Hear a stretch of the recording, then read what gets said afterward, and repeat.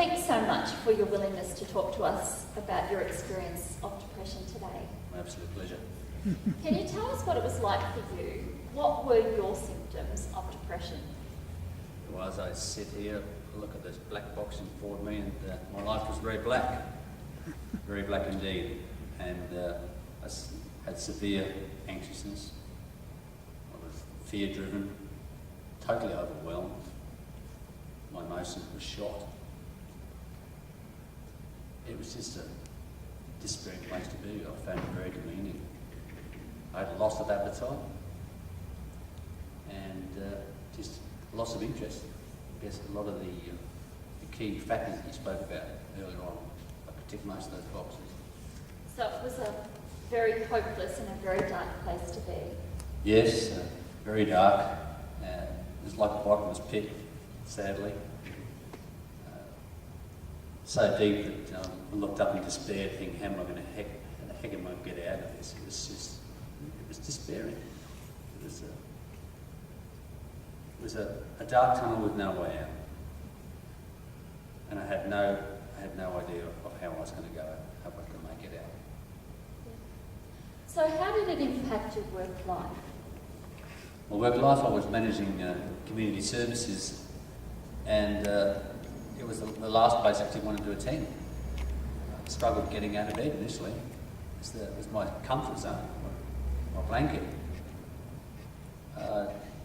Having a poor night's sleep, lack of sleep, disturbed. My whole workplace was a place of distortion. I was in a place of distortion. Nothing seemed real. I wanted to pull back, defer from responsibilities, not socialise with my fellow staff. Yeah, it's a pretty bleak place. Yeah. So how did it impact the other areas of your life, your relationships, your family life? Well, I found that very disturbing. Being a family man, I've got a fabulous wife and amazing 3 daughters. The impact it had upon them was severe, and I'd like to get them up just briefly to share their picture of me at that time, of who I was and who I'd become. It was, again, it's very, very tough for me to actually to speak about in a sense, because my picture was so different to their picture of me at that stage. It was a really tricky time while Michael was going through depression. He was very withdrawn, and I described it to him. It was as if I was losing him into a fog. He'd gone into this really dark fog. It was hard to reach him. It was hard to communicate with him. There was no joy. That he really withdrew from any kind of connection. So it was quite distressing, and it was really hard to know how to reach him and how to connect with him and how to support him or help him, because very often he couldn't articulate what he needed or what he wanted from me, or what might help or what didn't help. So he'd often get irritated and frustrated, and things I do seem to make that worse sometimes. It took quite a while to work through how we could communicate and how I could support Michael through that time. So it was quite a difficult time. Yeah, so you didn't know how to respond really from what you're saying. It's No, like... Yeah, and I mean, I'm an occupational therapist, so I thought, you sort of kind of think that you know how to, work with people with all sorts of different issues in their life, and when it's your own family, it's your own husband, it's very, very different. And I just really wasn't sure how best to support him. Great. Thank you for sharing that. I understand your daughter wanted to say something as well about what that was like. For me, it was just a real role reversal. My dad's always been the person who gets me out of bed on a morning, who cooks us dinner, who does a lot of the household chores, who's early to every appointment by sometimes large amounts. And it was the opposite. It was the complete reversal. I was having to get my dad out of bed. And for me, that was probably the most confronting aspect of it, this role reversal, this complete change in personality, and all these normal traits that I counted on, they weren't there anymore. The strong, confident, passionate, could talk to anyone man that I looked up to was a shell of the person that he usually was. His confidence was shot. And for, as a daughter, looking up to your dad, who is all of those things, it was really scary. It was like he was there, but he wasn't there. He was home, but no one was home. And that was really hard to have that role reversal in encouraging him instead. So it sounds like that was extremely difficult for everyone in the family. Yeah, definitely. My two sisters are exactly the same, all just sort of looking out for each other and supporting them and trying to look out for mum during that season. It was, pretty tough, living at home with that going on.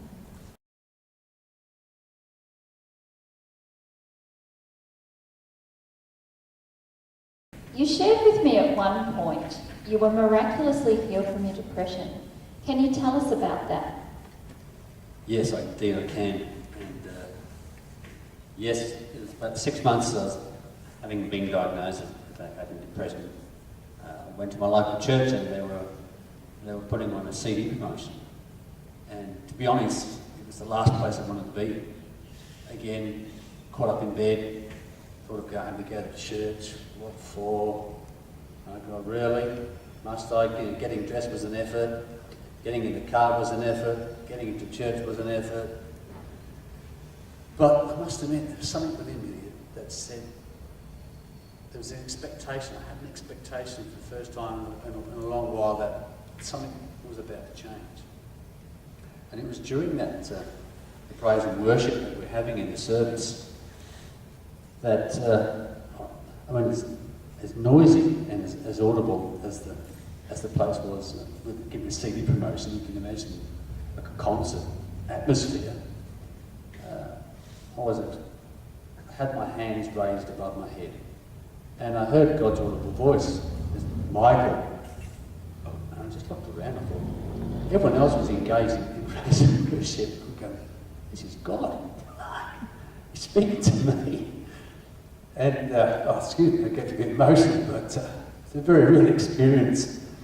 And he said, Michael, you raise your hands towards me. So I raised my hands in total surrender. And the Lord healed me. So much so I had this sense of this weight just being lifted straight off me. It was just enormous. And I put my hands down and directly after the service, I turned around to my wife and daughters, and even the local other preachers were saying, Michael, there's something different about you, Michael. I said, yeah, there has been. It's been a year. God's healed me, thankfully. And I went home. Obviously, I was like a young boy, jumping up the skin. I was actually leaping with joy. And it's something that I had felt for months. And I got home and I just had this sense of wanting to run. And I had this big field in the back of our house, Mickelson Reserve.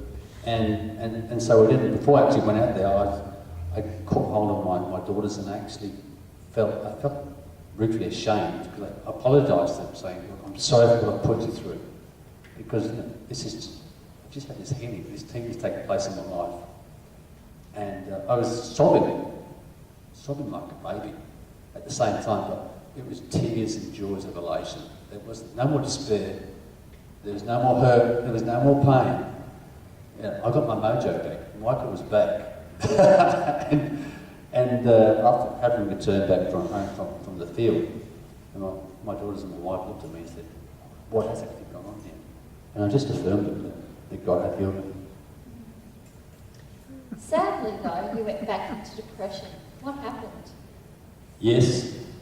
Unfortunately, I remember my clinical psychologist talked to me about CBT, which is cognitive behavioural therapy. And I was off my medication. I should have mentioned before that prior to my healing, I had only been on medication for 2 days.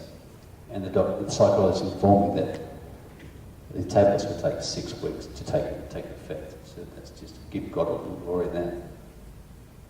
I hadn't taken the medication for 5 months now, but the difficulty was 12 months had elapsed. It was now January 2013, and my thinking was like, hey Mike, you had depression 12 months ago. Even though that was a thought, that became embedded within me. I failed to sustain myself in being regular in my prayer life, being regular in my physical activity, and also my mental capacity was again on the downward spiral. So yes. You talked to me about the fact that you were ruminating on the negative things. Can you explain what you meant by that when you talked to me about that? Yeah, ruminating. Yeah. It's gutting a thought, and it could be a very demeaning, negative word or phrase, or an old behaviour pattern. But it's constantly thinking of the worst of a situation, of an experience that you've had. And you just repeat it and repeat it and repeat it, and you just focus on that whole phrase or word or meaning for about 2 or 3 minutes. It seems like hours, and you've taken yourself out, and at the same time you started this downward spiral of actually taking it back down to the pit where I'd been before. And that was, yeah, again, I looked at that and I thought, well, I've been there before. I looked up, I've got to get, how am I going to get back out again? What am I going to put in place to get myself back out of this pit? So, how have you managed to overcome your depression naturally? What are the strategies that have helped you? Well, obviously the catalyst, again, and the foundation was my healing. Because it's something that, even though I now have these cards in front of me, I have had a tendency to be able to forget how dark and deep my depression was, which is a great thing. I've had to go back and recall and remember where I've come from. That's how permanent this healing has taken me, and that's been a real foundation. And thanks be God for that. During my getting well again, I had a threefold ministry, and excuse the ladies, but I was classed as PMS, and so I had a physical capacity to become strong again. My mental capacity to become strong, and last but not least, the spiritual capacity. I need to be active in being healthy mind, healthy body, and a healthy spirit. And I wasn't able to sustain it initially, but now I'm a different person, having built upon that strength, where I'm now physically strong, mentally strong, and spiritually strong, threefold. What you spoke to me about earlier was that when you talked about being mentally strong, that was monitoring your thoughts and, in a sense, not allowing the negative thoughts to come back, but counteracting it with God's thoughts and Absolutely. God's ways. Yes, and obviously. Again, I really stress the fact that the spiritual aspect of this. We have a physical side we can take care of, we have a mental side we can take care of, but the spiritual aspect is so catalyst in this, and it's so important. I was able to obviously read God's word, I was able to meditate upon His word, and I was able to declare God's word.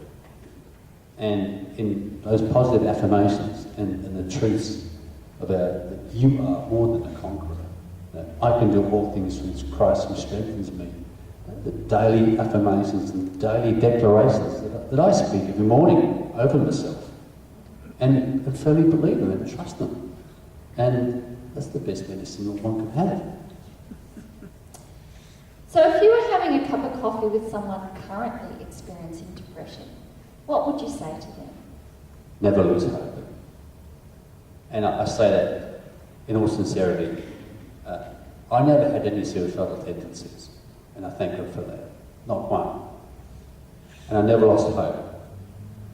I see it now as depression as being a temporary condition that can lead to total restoration and wholeness in your life again.